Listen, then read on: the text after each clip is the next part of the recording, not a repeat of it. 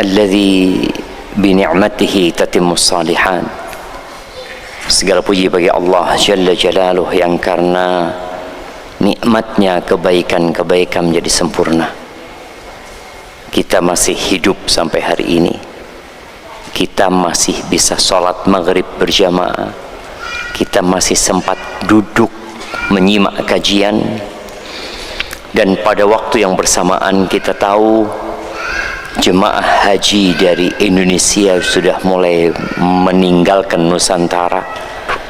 Mereka sebagian sudah berada di kota Mekah, sebagian masih berada di kota Madinah, dan semoga yang belum berangkat haji bisa segera berangkat haji. Kalau belum punya kemampuan, paling tidak punya niat dan tekad untuk melaksanakan ibadah haji. Allahumma salli wa sallim ahibati fillah. Di negeri kita yang tercinta, di tahun 2025, lihat dulu supaya nggak salah jemaah. Nah, disebutkan di tahun 2025 berdasarkan data BPS, kasus perceraian itu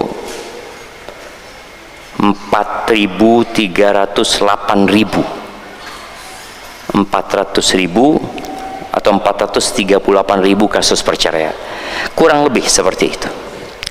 Dan faktor terbesarnya adalah perselisihan dan pertengkaran yang terus menerus, keributan yang tidak ada ujungnya. Boleh jadi karena memang dua insan ini tidak cocok tinggal di satu rumah. Boleh jadi masalahnya adalah tekanan ekonomi. Jadi kadang-kala tekanan ekonomi itu sering berubah menjadi konflik emosional.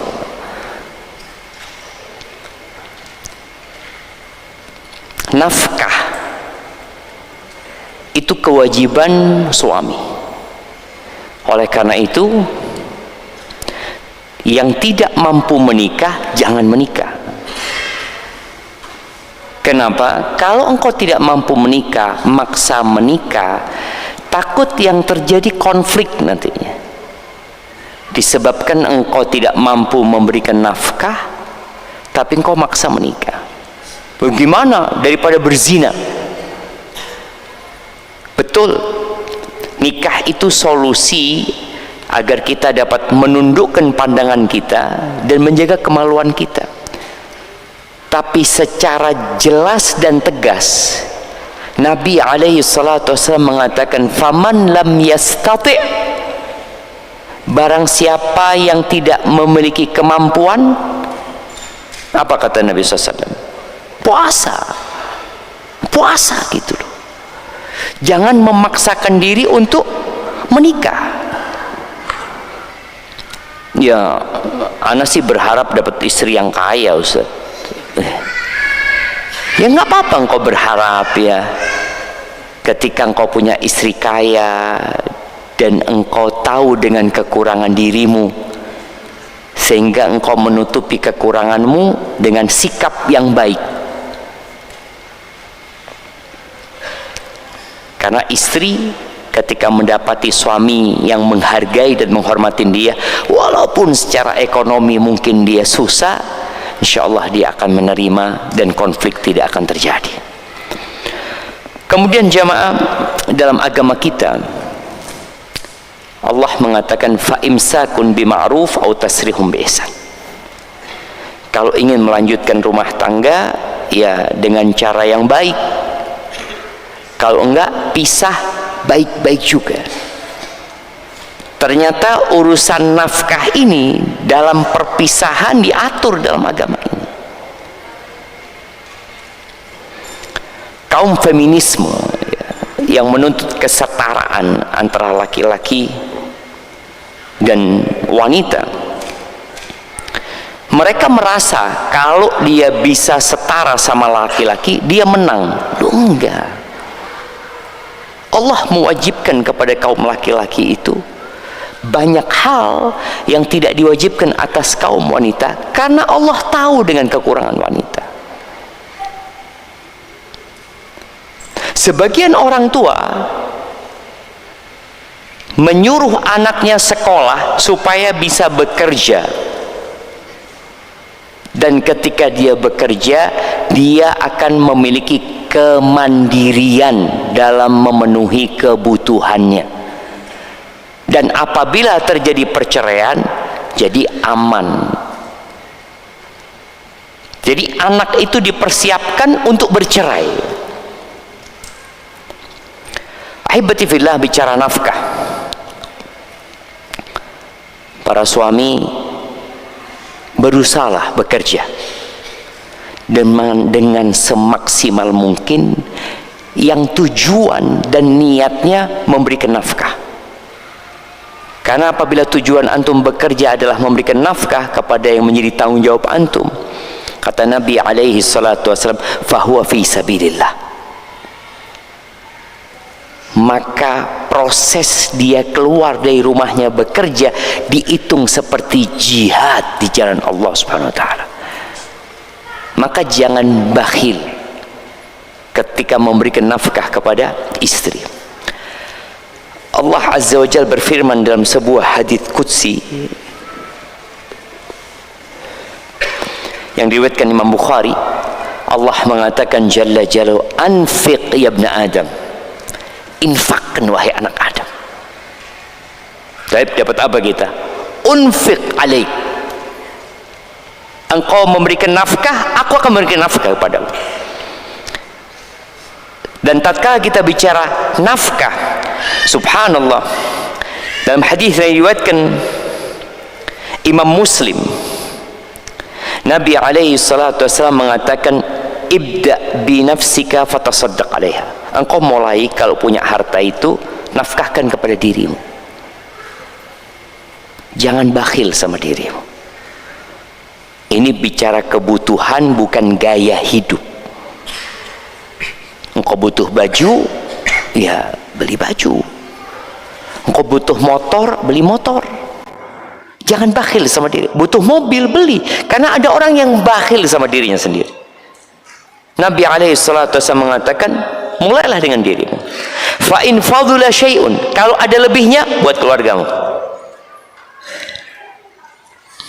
Fa in fadula an ahlik syai', kalau ternyata ada kelebihan lagi setelah cukup buat dirimu, engkau memberikan nafkah kepada keluargamu, ada lebihnya, kepada siapa kita berikan? Kata Nabi SAW, falidhi qarabatika, buat kerabat-kerabat dekatmu.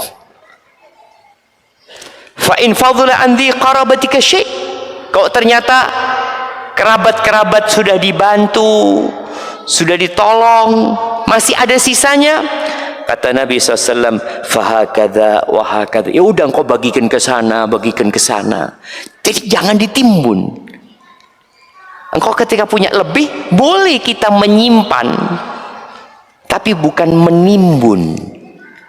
Jadi nabung itu boleh, tapi bukan menimbun. Ya udah engkau kasihkan sana, sana. Tapi dimulai dengan diri kita, keluarga kita, kerabat kita, baru yang lainnya. Mana yang lebih utama? Memberikan nafkah kepada keluarga atau bangun masjid? Atau tadi ada pengumuman kurban, mana yang lebih utama? Antum kasih sama istri atau kurban? Kata Nabi SAW, dinarun anfaqtahu fi sabilillah, 1 dinar. Ingat, kalau antum dengar 1 dinar, berapa 1 dinar? Nah, berapa? 4 gram berapa? 4,25. 4/4. Ada hadiahnya. Kasihkan hadiah buat dia, nggak apa-apa. Paling nggak dia nggak dapat 1 dinar. 4/4 jam. Jadi kira-kira berapa? 12 juta lebih lah. Kalau 3 kali 4, 13 juta. dinarun anfaqtahu fi sabilillah, wa dinarun anfaqtahu fi raqabah, dan 1 dinar engkau infakkan untuk membebaskan budak. Kita tuh kalau membebaskan budak, pahalanya insya Allah dengan setiap raga yang kita bebaskan, Allah akan bebaskan kita dari api neraka. Kemudian wa dinarun tasaddaqta bihi ala miskin, dan 1 dinar yang engkau sedekahkan kepada 1 orang miskin. 3. Yang keempat, wa dinarun anfaqtahu ala ahli, dan 1 dinar yang engkau nafkahkan kepada keluargamu. Keluarga inti ya, ada kerabat, keluarga bukan inti. Apa kata Nabi SAW? A'dhamuha ajran, yang paling besar pahalanya yang engkau nafkahkan kepada keluargamu. Jadi kita tuh kalau mau beramal, kita bagaimana beramal sedikit tapi pahalanya besar. Engkau kasih nafkah kepada istri, kepada anak-anak, ya, menumbuhkan cinta dan kasih sayang. Istri ngomong, ya Allah, suamiku itu peduli sama keluarganya. Anak-anak tambah bangga dengan bapaknya, plus pahalanya lebih besar daripada antum kurban tadi itu. Jadi kurban di Abdillah apa mau kasihkan istri antum? A'dhamuha ajran. Ini yang akan menyelamatkan rumah tangga dari perceraian. Ketika para laki-laki memahami bahwa kewajiban dia memberikan nafkah kepada istrinya itu ternyata bernilai pahala yang lebih besar daripada dia bersedekah untuk jihad, daripada dia bangun masjid, membebaskan budak, ngasih fakir miskin. Namun banyak manusia lupa dengan kewajiban ini. Membantu fakir miskin boleh jadi cuma sunnah, bantu bangun masjid boleh jadi hanya anjuran saja, jihad fisabilillah boleh jadi hanya membantu dalam rangka anjuran. Tapi memberikan nafkah kepada istri dan anak-anak wajib. Dan selalu yang wajib itu lebih baik daripada yang sunnah. Tapi tatkala banyak laki-laki lupa dengan kewajiban ini, bukan dia bersedekah di jalan Allah, dia menghabiskan uangnya untuk game online, dia menghabiskan uangnya untuk bermain dengan kawan-kawannya, untuk menyenangkan sahib-sahibnya, royal dia sama kawan-kawannya. Dan dia berpikir, oh pahalanya besar, menyenangkan hati orang lain. Ternyata rumah tangganya berantakan. Oleh karena itu bagi yang mau menikah, kalau gak mampu, puasa aja antum jamaah. Baik, bagaimana kalau sudah terjadi perceraian?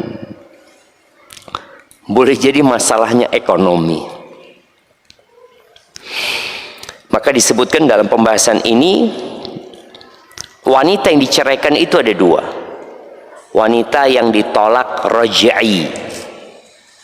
Tolak raj'i artinya ditalak tapi masih bisa rujuk kembali. Bukan talak ketiga, bukan pula khulu. Kalau khulu itu bain, udah pisah dia. Disebutkan tajibu nafaqatul mutallaq raj'iyyah wa suknaha fil iddah. Wajib nafkah buat wanita yang diceraikan dengan tolak raj'i dan juga tempat tinggal buat dia. Jadi wanita yang diceraikan itu, suami tadi tolak raj'i ya, suami ini wajib memberikan nafkah kepada istri, memberikan tempat tinggal, tidak boleh mengusir dia. Di surat At-Talaq ayat pertama, Allah Azza wa Jalla mengatakan, ada potongan ayatnya, la tukhrijuhunna min buyutihinna wa la yakhrujna. Jangan kalian mengusir istri-istri kalian yang diceraikan itu. Udah diceraikan sama suami. Tapi karena tolak raj'i, jangan diusir. Jangan dikeluarkan dari rumah. Dan perempuan itu juga nggak boleh keluar dari rumah itu. Gitu. Kabur dari rumah itu, jangan. Kecuali kondisi terpaksa. Tapi hukum asalnya, wanita ini punya hak tempat tinggal. Jadi suami yang menceraikan istrinya, aku ceraikan engkau, ya sudah, tetap dia tinggal di situ. Kemudian di surat At-Talaq ayat 6 Allah mengatakan askinuhunna min haitsu sakantum min wujdikum wa la tudarruhunna litudayyiqu alaihinna. Tempatkan istri-istri kalian di tempat kalian tinggal sesuai dengan kemampuan kalian. Jangan menyusahkan perempuan. Oke, mungkin kadang-kala kita udah gak suka sama istri kita ini itu, tapi jangan menyakiti dia. Fa imsakun bima'ruf, ini prinsip ya, prinsip dalam berumah tangga di dalam agama Islam ini. Allah mengatakan fa imsakun bima'ruf au tasrihum biihsan. Lanjutkan rumah tangga dengan cara yang baik atau berpisah baik-baik. Nggak usah ribut, nggak usah teriak-teriak. Kalau perlu nggak perlu sampai ke pengadilan. Udah baik-baik. Berikan kewajiban, berikan hak istri-istri tadi yang merupakan kewajiban para suami. Tempat tinggal dikasih, nafkah juga diberikan kepada dia. Dan posisi istri yang diceraikan tolak raj'i ini masih istri. Oleh karena itu kalau suaminya menceraikan lagi, jatuh cerai, masih istri, bukan orang lain. Nafkahnya berapa? Ya sudah, engkau biasa kasih berapa dia. Ana biasa kasih Ustaz 5 juta. Tapi karena sudah anak tolak, anak kasih 1,5 juta. Ya enggak lah, tetap 5 juta tadi. Oh, dia kan nggak melayani anak Ustaz di ranjang. Loh, kalau mau melayani antum fadl rujuk jadinya. Kan antum yang nggak mau. Artinya kan yang tidak mau dilayani siapa? Suami. Maka tetap nafkah berikan secara sempurna buat dia. Ada kondisi istri yang kabur, nggak usah kasih nafkah. Ya. Kalau istrinya nasyiza, dia kabur dari rumah, maka suami tidak perlu kasih nafkah. Dia udah ceraikan, tahu-tahu istrinya kabur. Dan ada para orang tua ya, yang kurang berilmu kadangkala, yang dia memaksa putrinya keluar dari rumah setelah diceraikan suami. Anaknya ngomong, ayah, aku punya masalah sama suamiku. Suamiku menjatuhkan talak 1 sama aku. Marah orang tuanya.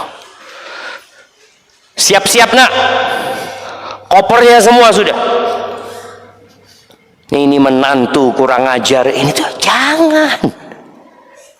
Boleh jadi suaminya sedang memperbaiki rumah tangganya, dia tidak mengusir istrinya, tetap istrinya kasih nafkah. Maka orang tua seharusnya ngomong, nak, sabar nak, engkau lihat apa masalahmu sama suamimu, perbaiki. Jadi bukan itu anak dibawa keluar jemaah. Ini ketika dia diceraikan, nggak perlu ego-egoan di sini. Wah, di mana martabat anak kalau anak tidak jemput anak-anak yang sudah diceraikan? Lu jangan.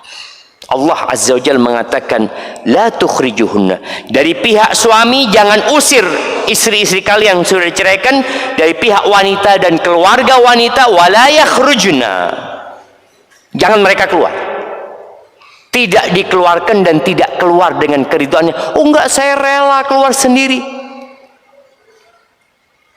Islam itu benar-benar menjaga rumah tangga. Perceraian itu solusi terakhir. Adanya iddah sudah kita bahas. Tujuan salah satunya mungkin masih bisa diperbaiki.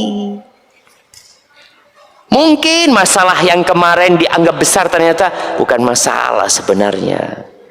Karena ada sebagian kita, masalah kecil dibesarkan, masalah besar ditambah besarkan. Seharusnya suami yang bijak itu masalah kecil dilupakan, masalah besar dikecilkan. Kalau ingin rumah tangga itu berlangsung dengan baik. Jadi ingat, wajib. Ini pendapat ini bukan sebagian ulama, tapi dinukil ijma. Imam Syafi'i menukil ijma, kesepakatan semua. Jadi jangan antum cari pendapat-pendapat lain. Mungkin ada yang tidak mewajibkan nafkah, Ustaz, ini itu. Nggak ada. Ini ijma. Jangan kabur dari kewajiban. Wah, anda sudah nggak senang sama istri anda, Ustaz. Ya tetap, walaupun kau tidak senang sama istrimu, kasih nafkah dia. Baik. Bagaimana kalau cerainya itu nggak bisa rujuk lagi? Ini yang dikatakan tolak bain. Nggak mungkin rujuk kecuali dengan nikah baru, atau dia menikah lagi lalu diceraikan baru rujuk. Di sini disebutkan tajibun nafaqah wa sukna lil mutallaq al bain al hamil fil iddah. Disebutkan di sini kalau ternyata istrinya yang diceraikan dengan tolak bain dalam kondisi hamil, maka wajib memberikan nafkah. Sebenarnya nafkahnya itu buat anak yang di perutnya, tapi nggak mungkin. Apa bisa anak di perut dikasih makanan sendiri gitu ya, ibunya nggak makan? Nggak mungkin. Berarti nafkahnya buat ibunya. Ibunya ini butuh ke bidan untuk periksa anaknya. Ibunya ini butuh minum vitamin. Ibunya ini butuh susu. Sampai kapan, Ustaz? Ya sampai lahiran. Sampai lahiran. Kalau lahir ternyata masih nyusui, engkau kasih biaya penyusuan itu nanti. Di mana Allah berfirman di surat At-Talaq ayat 6. Jadi suratnya surat At-Talaq, surat perceraian. Allah mengatakan wa in kunna ulati hamlin. Kalau ternyata istri-istri yang diceraikan itu dalam kondisi hamil, fa anfiqu alaihinna hatta yada'na hamlahun. Maka berikan nafkah kepada mereka sampai mereka melahirkan. Jadi ketika diceraikan dia hamil 3 bulan, ya berarti nafkahnya selama 6 bulan. Walaupun nggak bisa rujuk. Kenapa? Karena jelas Allah dengan tegas menyebutkan di sini kalau hamil wajib kasih nafkah. Kadang-kala kita melihat ada suami-suami yang kabur dalam kondisi istrinya hamil. Dia memang tinggal bersama mertua, tinggal di rumah istrinya. Karena ribut dia ceraikan istrinya, dan itu sudah cerai yang ketiga. Kemudian dia kabur, lupa sama anak dan istrinya. Inilah yang menyebabkan sebagian orang tidak berkah rizkinya. Kalau ada sebagian kita, kenapa Ustaz anak susah hidupnya? Oh, mungkin engkau tidak kasih nafkah dengan yang menjadi kewajiban. Walaupun engkau sudah bercerai, anak itu tetap kewajiban. Kalau kondisi ibunya hamil, engkau wajib kasih nafkah. Ketika orang melaksanakan kewajiban, tadi kita bacakan hadis qudsi itu. Allah Azza wa Jalla mengatakan, anfiq ya ibna Adam unfiq alaih. Wahai anak Adam, keluarkan nafkah, aku akan kasih engkau gitu. Wa ma anfaqtum min syai'in fahuwa yukhlifuhu. Apa saja yang kalian infakkan dari harta, Allah akan kasih ganti. wa huwa khairur raziqin. Allah sebaik-baiknya yang memberikan rizki. Antum takut. Kadang sebagian, ya Allah, lebih mementingkan rokoknya daripada nafkah buat anak dan istri. Ada kejadian, ana lupa di Jember apa di tempat lain. Ini ada orang tua datang ke sekolah, anaknya sekolah SD, dia minta keringanan. Karena dia ini kalau nggak salah tukang beca, penghasilannya nggak seberapa. Bayar SPP sekolahnya 50.000 jamaah. Dia minta keringanan, kami tidak mampu. Iya, bapak kerjanya apa? Kata dia, beca saya. Oh iya pak. Bapak ngerokok? Kata dia. Iya ngerokok. Sehari, ini dulu jamaah, sehari 10.000. Sebulan 300.000. SPP anak 50.000, nggak mampu. Iya nggak mampu saya.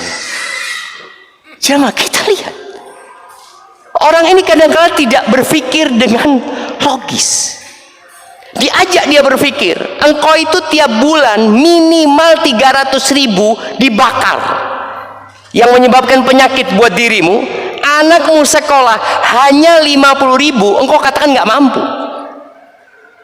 Ini yang terkadang membuat sebagian orang hidupnya menderita. Dia terus dia merasa nggak mampu. Penyebabnya ternyata dia tidak melaksanakan kewajiban dia sebagai seorang ayah, kewajiban dia sebagai seorang suami. Akhirnya dicabut tuh berkah dari rumah tangga. Jadi ingat, kalau hamil wajib, kalau anak ya anak. Nggak ada ceritanya mantan anak. Itu dulu bapak saya Ustaz. Yang mana? Itu dulu. Sekarang bukan sudah. Tidak ada jamaah. Mantan istri ada, mantan bapak nggak ada, mantan anak nggak ada. Kemudian bagaimana kalau yang diceraikan ini dengan perceraian bain tadi, tolak bain, nggak hamil? Apakah tetap wajib memberikan nafkah? Dalam masalah ini ada khilaf di antara para ulama. Ada 3 pendapat. Pendapat yang pertama, nggak wajib. Kita bicara nggak wajib, bukan berarti nggak boleh ngasih jamaah ya. Artinya secara hukum agama tidak berdosa. Tidak wajib memberikan nafkah kepada al-ba'in al-ha'il, orang yang talaknya bain kemudian dia tidak hamil, tidak itu tempat tinggal, tidak pula nafkah. Dan ini pendapatnya Hanabilah, mazhab Hambali, ucapan sebagian salaf, dan pendapat Zahiriyah, dan itu yang dipilih oleh Ibn Abdul Bar dari mazhab Maliki dan Ibnul Qayyim. Apa dalilnya? Kenapa kok dia tidak dikasih nafkah? Hadis Fatimah disebutkan bahwasanya ada seorang perempuan, Fatimah binti Qais kalau nggak salah. Dia ini diceraikan oleh suaminya dalam kondisi suaminya nggak ada. Jadi diwakilkan, boleh ya. Ketika seorang dalam safar ngomong, aku ceraikan istriku, yang kau kasih tahu dia. Akhirnya ketika diceraikan, dikasihlah nafkah, dikasih gandum syair. Yang gandum ini gandum yang murah sebenarnya. Dikasih, marah dia. Apa kayak gini? Aku akan laporkan ke Nabi SAW. Kata keluarganya mengatakan, engkau itu sebenarnya nggak punya hak nafkah. Kami hanya berbuat baik kepadamu. Nggak punya engkau hak nafkah, karena tolaknya tolak bain, kata dia. Enggak, aku akan tanya kepada Nabi SAW. Kemudian bertanyalah kepada Rasul sallallahu alaihi wasallam, ya. Kata Nabi SAW, benar, engkau nggak punya hak nafkah. Sudah diperintahkan oleh Nabi SAW untuk beriddah di rumah salah satu sahabat yang buta. Lalu Nabi mengatakan, kita lihat ya, Fatimah ini nggak cocok sama suaminya menceraikan dia. Nabi berpesan kepada Fatimah sallallahu alaihi wasallam, kalau masa iddahmu udah selesai, engkau kabarin aku. Ini cerita yang mungkin kita pernah dengar. Ketika dia selesai masa iddahnya, dia datang kepada Nabi SAW. Ya Rasulullah, aku dilamar oleh Muawiyah, aku dilamar oleh Abu Jaham. Bayangin, berarti perempuan ini perempuan yang sebenarnya diinginkan oleh laki-laki, cuma nggak cocok sama suaminya. Nabi SAW mengatakan, kalau Muawiyah punya masalah ekonomi, fasa'lukun la malalahu, dia miskin, nggak punya harta.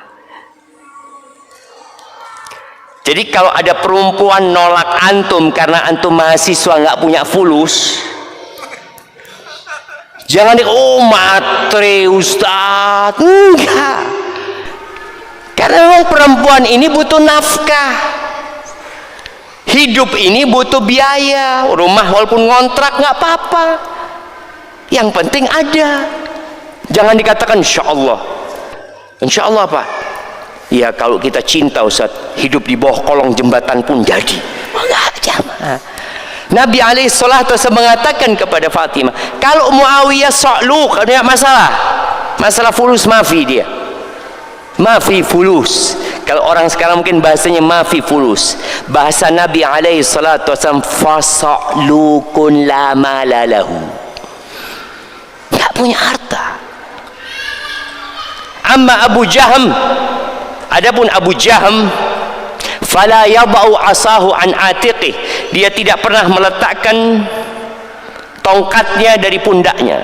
Ada yang mengatakan dia suka mukul, atau dia suka pergi jauh-jauh, jarang pulang. Contoh kalau jadi ustadz jarang pulang ya, ada ustadz keliling terus, ada susah kok hidupmu, boleh ditolak. Terus kata Nabi SAW, inkihi Usama, engkau nikahlah sama Usama bin Zaid. Kata Fatimah, aku nikah sama Usama, hidupku penuh dengan kebahagiaan. Hadis ini menjadi dalil bahwasanya perempuan yang yang diceraikan dengan tolak bain itu nggak ada nafkah. Tapi ada pendapat lain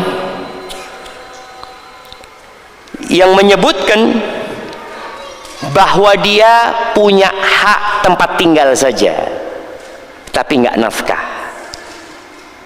Ada pendapat yang mengatakan, oh tetap dia wajib dikasih nafkah, wajib dikasih tempat tinggal. Namun pendapat yang pertama itu yang mengatakan tidak ada nafkah, tidak ada tempat tinggal, itu pendapat yang kuat berdasarkan hadis Fatimah binti Qais tadi, di mana Nabi SAW mengatakan, la nafaqata laki wala sukna, engkau nggak punya hak nafkah dan tidak punya hak tempat tinggal. Jadi pada waktu dikasih gandum yang murah, dia berkata, kalau memang aku punya hak nafkah, aku minta nafkah yang sesuai. Bicara nafkah yang sesuai ini, kalau dia orang kaya, berapa biasanya nafkahnya antum sama dia? Orang tuh beda-beda kelasnya. Tapi kalau katanya Fatimah, kalau aku memang nggak punya hak nafkah, aku tidak akan ngambil sesuatu pun dari kalian. Ini fair aja. Kalau dia punya hak nafkah, kasih yang sesuai aku. Kalau nggak punya hak, aku nggak akan minta sedikit pun. Yang dikasih itu aku nggak akan terima. Dan betul, ternyata dia tidak punya hak nafkah. Tapi bagaimana kalau seorang istri yang berpisah dengan suaminya karena ada aib di diri suaminya? Apakah dia punya hak nafkah? Di sini para ulama mengatakan al-mar'atul mufariqatu zawjaha bi'aibin, seorang istri yang berpisah dengan suaminya karena aib. Tahu-tahu ternyata suaminya punya masalah kesehatan, impoten umpamanya. Ternyata suaminya tidak suka sama wanita. Ada jamaah laki-laki yang menikah hanya sekedar untuk mengelabui, padahal dia punya kelainan. Nah, bagaimana nih perempuan ini ketika dia berpisah sama suaminya yang seperti ini? Disebutkan la nafaqata laha, tidak ada nafkah buat dia. Ini pendapat jumhur ulama. Barakallahu fik. Kita dengarkan adzan. Allahumma salli wa sallim ala nabiyina Muhammad. Ana rasa cukup itu pembahasan tentang nafkah kepada istri yang diceraikan. Insyaallah kita akan masuk ke pembahasan tentang hukum keluarnya wanita yang diceraikan dari rumah. Apa hukumnya dia keluar rumah ketika sedang di masa iddah, baik itu iddah dia diceraikan atau karena iddah ditinggal mati oleh suaminya. Karena sedih kita jemaah melihat realita yang ada perempuan diceraikan, dia keluar semau dia, nggak izin, nggak pamit sama suaminya, kemudian dia merasa bebas mau dia, aku kan sudah cerai umpamanya. Itu ada hukumnya yang perlu dibahas dan dipahami. Dan ketahui pula bahwasanya dua insan ketika harus berpisah nggak perlu saling menjelekkan. Kita lihat bagaimana tadi Fatimah, ternyata banyak yang mau sama dia walaupun posisi dia janda. Kemudian yang kedua, para orang tua yang mungkin berpikir nanti kalau engkau diceraikan sama suamimu, kalau diceraikan sama suaminya mungkin dia nikah lagi. Dan kalau dilihat tadi Fatimah mungkin nggak punya sumber rizki selain selama ini nafkah dari suaminya. Tapi Allah berfirman, wa man yattaqillaha yaj'al lahu makhrajan. Barang siapa bertakwa kepada Allah, Allah akan kasih solusi. Jangan berpikir, oh kau nggak bekerja gimana nanti kau diceraikan sama suaminya. Orang yang bertakwa kepada Allah, Allah akan kasih jalan keluar dari semua masalah dia. Urusan rizki, wa yarzuqhu min haitsu la yahtasib. Allah akan kasih rizki dari arah yang tidak disangka-sangka. Inilah tugas orang tua, bagaimana mendidik, membesarkan anak-anaknya, putra-putrinya untuk menjadi insan yang bertakwa. Ingat kisah Umar bin Abdul Aziz ketika dia berada di atas ranjang kematian. Dia hendak menghembuskan nafas terakhir dia.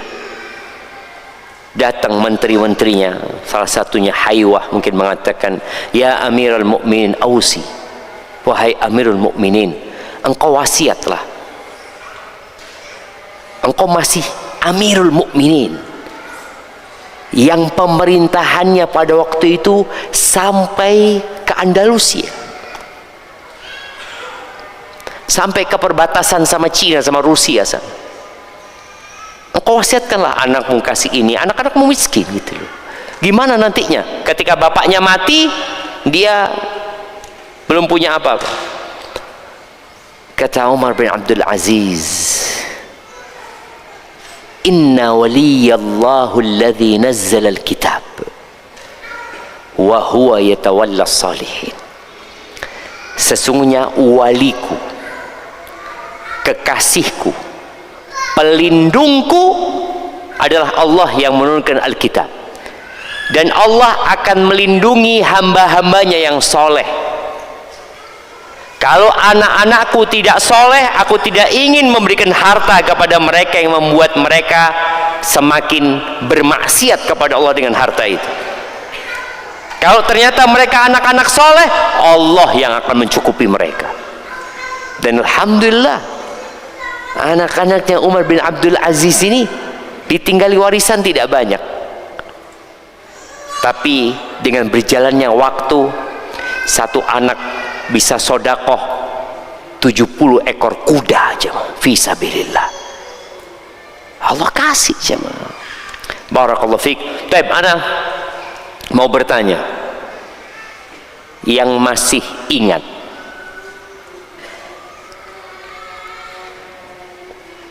wanita yang tidak datang bulan, bagaimana iddahnya? Siapa yang mau jawab? Nah, wanita yang tidak datang bulan, iddahnya yang sampai lahiran. Itu hamil. Tidak datang bulan karena hamil. Tidak, kalau dia bukan hamil, dia tidak hamil tapi dia tidak datang bulan, baik dia karena masih kecil atau dia sudah menupus. Tadi anda angkat tangan. 3 bulan. Nah, kasihkan hadiah yang ngomong 3 bulan. Masya Allah. Kasih apa itu? Lengkap ya, Masya Allah. Iya, 3 bulan. Kalau wanita ini datang bulan tapi jarang-jarang, bagaimana masa iddahnya?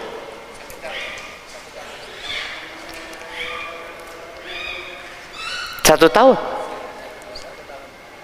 Jarang-jarang.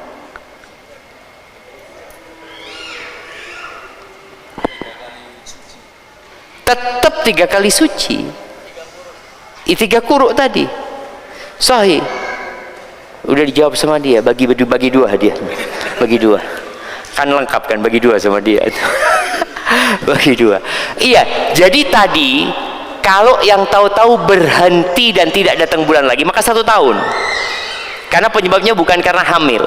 Tapi enggak, dia jarang-jarang masih datang lagi, walaupun nanti 7 bulan baru datang bulan, ya tetap berarti dia masih datang bulan. Nanti ternyata 5 bulan lagi baru datang bulan, berarti dia tetap thalatha quru. Barakallahu fikum.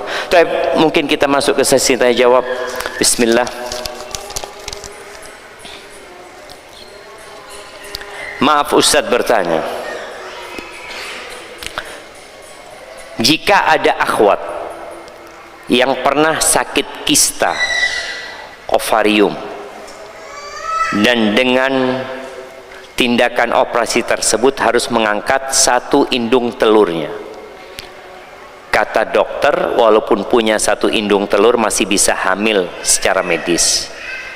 Jika akhwat ini mau menikah, apakah hal tersebut harus disampaikan ke calon suami? Kalau bicara harus, tidak harus, karena dia masih mungkin punya anak dengan 1 indung telur. Dan ada orang yang indung telurnya lengkap tapi nggak punya anak juga, jemaah. Ada datang ke dokter, ini nggak ada masalah, semuanya lengkap tapi belum dikasih sama Allah Subhanahu wa ta'ala. Jadi untuk yang sebenarnya tidak harus, tapi kalau dia mau menjelaskan tidak mengapa, supaya calon suaminya tidak merasa tertipu. Sebenarnya nggak ada tertipu, nggak, karena tetap dia masih bisa hamil, dia bukan wanita yang mandul. Sudah pernah disampaikan ke calon suami yang sebelumnya tapi akhirnya menolak untuk lanjut ke jenjang yang lebih serius. Jika seperti itu harus bagaimana ya Ustaz? Apakah boleh untuk tidak disampaikan karena masih bisa hamil biidznillah, bukan yang mandul gitu Ustaz? Ya nggak apa-apa, nggak harus disampaikan. tidak harus disampaikan. Tinggal bagaimana kondisi perempuan ini terus meminta kepada Allah Subhanahu wa taala dan berdoa, jemaah. Karena sekali lagi ada orang yang secara fisik periksa ke dokter nggak ada masalah, jemaah. Suaminya diperiksa nggak ada masalah, tapi memang belum dikasih sama Allah Subhanahu wa taala. Ada yang baru dikasih setelah 11 tahun, jemaah. Baru dikasih sama Allah Subhanahu wa taala. Barakallahu fikum.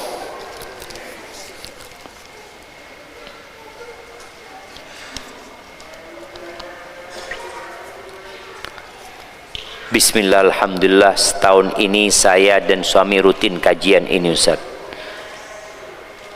Mayoritas yang hadir di sini sepasang suami istri, tapi nasihatnya hanya untuk istri saja, Ustaz. Ya apa sih? Dari tadi kita ngasih nasihat suami, ini dianggap ngasih nasihat istri. Padahal dari tadi suami tanggung jawab, suami kayak gini, suami yang baik sama istrinya, ngasih nafkah yang benar, yang royal, tapi tetap nasihatnya untuk istri saja. Hampir tidak ada nasihat untuk suami. Ini yang punya suami, yang punya istri ini harus sabar, jemaah. Tidak semua suami seperti Anda, dan tidak semua istri seperti istri Anda. Semakin hari suami saya makin egois dan mengintai kesalahan saya. Salah sedikit bentak marah. Mohon nasihatnya untuk kami berdua, Ustaz. Afwan, jazakallah khair. Jadi menurut antum selama ini nasihat ana hanya untuk istri, jemaah? Kayaknya enggak sih, jemaah ya. Hah? Banyak suaminya. Oh, di sini banyak suaminya malah ibu-ibu merasa dikasih nasihat. Tapi begini, kita itu mudah melihat kesalahan orang. Ada pepatah Indonesia apa yang mengatakan, semut di seberang lautan kelihatan, gajah di pelupuk mata nggak kelihatan. Dan ada hadis yang berkaitan dengan itu, hadis Abu Hurairah kalau nggak salah. Maka seorang istri ketika mendengarkan kajian, bagus nih sebenarnya, istri ini bagus karena dia fokus dengan yang nasihat buat dia. Maka dia pikirnya nasihatnya cuma buat dia saja. Saya lagi gitu. Ketika pas untuk suami dia nggak dengar. Alhamdulillah, itu untuk buat suami. Jadi sebenarnya kita berusaha untuk seimbang dalam memberikan nasihat. Berkaitan dengan para suami, kita sudah membahas firman Allah, wa ashiruhunna bil ma'ruf. Pergaulilah mereka dengan cara yang ma'ruf, dengan cara yang baik, yang penuh penghormatan dan penghargaan buat istri. Jangan melihat kepada kesalahan istri, tapi lihatlah kepada kelebihannya.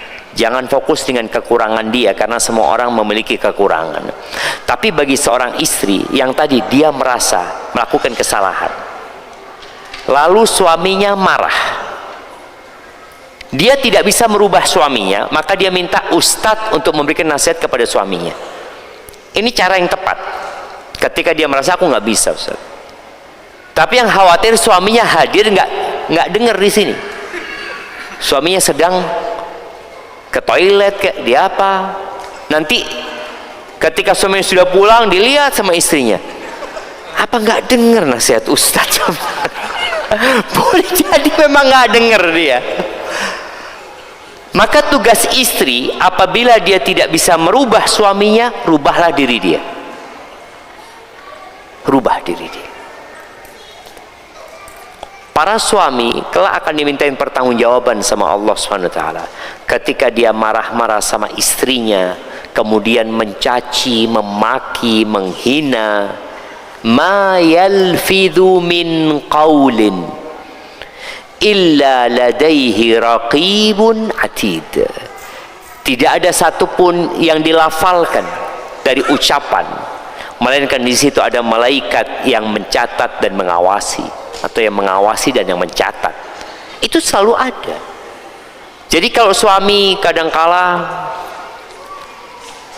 ada nggak bapak-bapak kalau marah sama istrinya ngomong setan sama istri? Ada nggak? Nggak ada loh Ustaz. Anak kalau marah sama istri, anak ngomong wahai bidadari. Oh, Masya Allah, ini suami yang Masya Allah jemaah. Ada istri yang kalau marah sama suaminya, ya sudah saling memaki jemaah.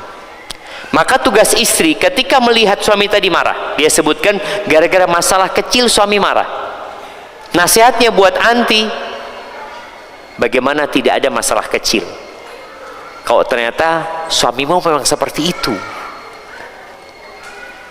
Karakter manusia itu beda-beda. Ada yang mudah marah, mudah memaafkan. Ada yang mudah marah, lama mau memaafkan. Redanya itu lama, berhari-hari kadang-kadang nggak disapa. Ada yang lambat marahnya, lambat memaafkannya. Tapi ada yang lambat marahnya, cepat memaafkannya. Ini yang paling bagus lah jemaah ya. Jadi kalau antum lihat anak kira-kira masuk yang mana ya, tanya sama istri antum. Antum kasih tanda supaya dia tinggal ngisi contreng saja. Saya ini termasuk suami yang mudah marah, mudah memaafkan atau seperti apa? Karena kadang-kala kita nggak tahu jemaah. Wallah jemaah, yang tahu sama kita tuh istri kita. Dia kenal sama kita. Kalau istri antum memberikan kesaksian suami ana baik, insya Allah antum benar orang baik. Tapi kalau suami ana baik, namun, waduh, namunnya ini bahaya jemaah. Namunnya apa gitu loh? Dia baik Ustaz, cuma kalau tidur ngorok Ustaz. Oh, ada kekurangan, tapi dia masih melihat kepada kelebihannya. Maka buat para istri, tolong bagaimana engkau membuat suami tidak marah. Jadi kesalahan-kesalahan, kadang-kala istri melakukan kesalahan yang berulang. Dan para suami, tolong maklumi istrimu gitu loh. Karena Allah itu memaklumi kekurangan wanita. Dimaklumi ketika dia datang bulan, ya, emosinya nggak stabil, dia nggak wajib sholat, berjamaah ke masjid enggak, jumatan nggak wajib tuh perempuan, karena memang Allah tahu dengan kekurangan mereka. Hadza wallahu a'lam bishawab. Semoga yang bertanya puas ya ma. Oh ya, sudah dikasih nasihat suami saya gitu kan. Assalamualaikum Ustaz. Waalaikumsalam warahmatullahi.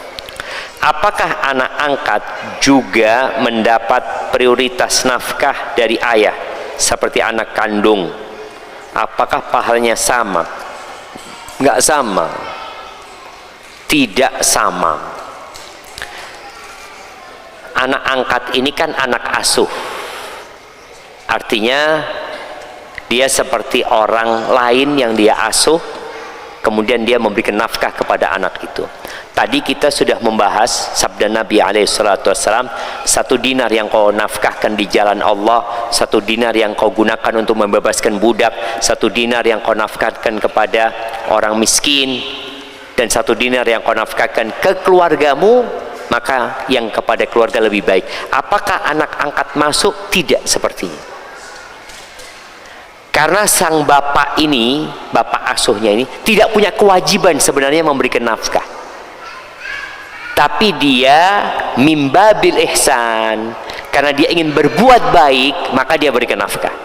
Jadi mungkin kurang lebihnya sama dengan jihad fisabilillah, dia memberikan fakir miskin. Tapi mungkin kelebihannya tuh anak ada di rumahnya, sehingga bapak asuhnya ini bukan hanya memberikan uang, memberikan nafkah, tapi boleh jadi juga memberikan pendidikan. Yang kedua, kita lihat anak asuh itu juga tidak mendapatkan warisan. Beda sama anak kandung, dia dapat warisan. Tapi anak angkat ini boleh dapat wasiat ya. Jadi ketika dia tidak dapat warisan, orang tua bisa memberikan wasiat kepada anak asuh itu. Barakallahu fikum. Nah. Assalamualaikum Ustaz. Maaf, afwan. 2 kali dia jemaah. Alhamdulillah rumah tangga ana sudah cukup tenang. Alhamdulillah tidak kekurangan secara materi. Pertanyaan ana ingin nikah lagi Ustaz. Caranya bagaimana? Dia mau mendatangkan badai ke rumahnya jemaah yang udah tenang ya, udah ini ya. Jadi kalau antum udah tenang, selesai, ada apa? Jadi memang ketika seorang mau menikah lagi, apa bahasanya orang sekarang, worth it enggak? Dia kehilangan ketenangan tadi berganti dengan badai. Nggak apa-apa kayaknya. Ya nggak apa-apa, fadol sudah antum. Dan bicara mau nikah lagi itu, Allah sudah menyebutkan. Kalau bicara sebabnya tidak disebutkan sebabnya apa, alasan nikah lagi itu apa, nggak disebutkan. Tapi yang disebutkan adalah fa in khiftum alla ta'dilu fawahidah. Kalau kalian takut tidak mampu berlaku adil, maka cukup satu. Jadi kira-kira antum mampu tidak berlaku adil. Dan tatkala bicara berlaku adil, sekarang mungkin antum merasa mampu, tapi apakah antum mampu untuk memanage konflik yang akan terjadi? Rasulullah sallallahu alaihi wasallam beliau sangat bijak sekali menghadapi istri-istrinya. Ada satu kejadian, hadis yang diriwayatkan Aisyah radhiyallahu anha. Suatu hari Nabi alaihi salatu wasallam itu dikasih hadiah kalung. Kalungnya itu disepuh sama emas, indah sekali kalungnya itu. Ketika kalung itu dikasih di rumah Nabi SAW, saat itu semua istrinya ada di tempat itu.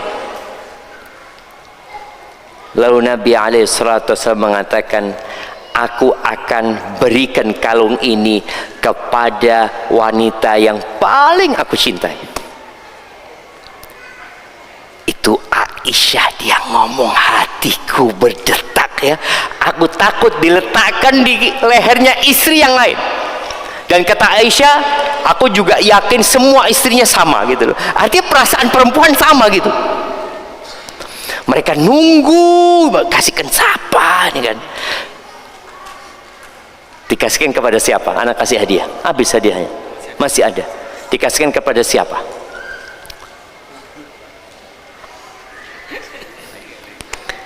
Jamaah,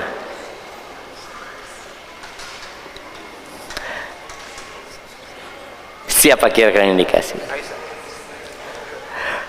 Enggak.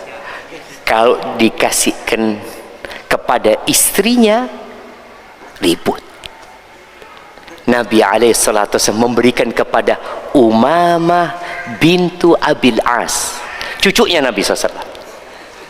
Umamah ini putrinya Zainab. Mana Umamah? Langsung dipasangkan ke lehernya Umamah. Kata Aisyah, tenang kita semua, tenang. Artinya kalau diberikan kepada salah satu istrinya, lo ribut gitu loh. Maka tadi suami yang mau nikah lagi benar-benar harus bijak.